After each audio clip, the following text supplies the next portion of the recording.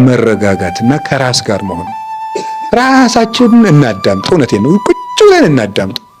እንዲያው ምን እንደሆነ አንዳንድ ጊዜ እንደው ከሰው ተለይቶ ራሱ እንኳን አንድ ቀን ራሱ ቁጭ ማለት ብቻ ነው። ዝም ብሎ ቁጭ ማለት ዝም ብሎ እኮ ነው። ምንም ሳትጸልዩም ቢሆን እውነቴን አንድ አቡነ ዘበሰማያት ጧት አድርሳችሁ ቁጭ ብላችሁ ዝም ብላችሁ አስቡ እስኪ። ቆይ እኔ ማን ነኝ? ስሜ ማን ነው? እኔ ምንድነኝ? ሰው። እኔ ምንድነኝ? ክርስቲያን። አሁን ምን እያረኩ ነው? እንደዚህ። ትናንትና ምን እያረኩ ነበር? እንደዚህ ሊሆን የቻልኩት በምን ምክንያት? እንደዚህ የደረሰባቸው አባቶችና እናቶች እንዴት ብለው አለፉት? እንደዚህ አድርገው። አሁን እኔ ማድረግ ያለብኝ እንዴት ነው? እንደዚህ። ይሄን ሳደርግ ለወደፊት የሚገጥመኝ እንቅፋት ምንድነው? እንደዚህ።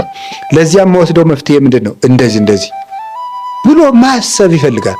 አሁን እኮ ማሰብ የለም። የሚያስብ እኮ ሰው የለም። ይቅርታ ስለጠቀለልኩ ግን ስለማናስብም ጭምር ነው። ሰይጣን ምንድነው የሚያደርገን ካላችሁ እንዳናስብ ነው የሚያደርገን። ቁጭ ብለን እንድናስብ አያደርግም። የፈለገ ቢሆን እንቅልፋችን አይናችን በእንቅልፍ እስከምትከደንባት ቅጽበት ድረስ እንዳናስብ ነው የሚያደርገን። እንዳናስብ እያደረገ መተኛት፣ ከዛ ሳናስብ አድረን መነሳት፣ ሳናስብ ወጥተን መሄድ፣ ሳናስብ ውለን መግባት፣ ሳናስብ አምሽተን መተኛት፣ በቃ መዞር ማለት ነው። እንደዚህ እንዳይሆን እግዚአብሔር ጠርቶናል።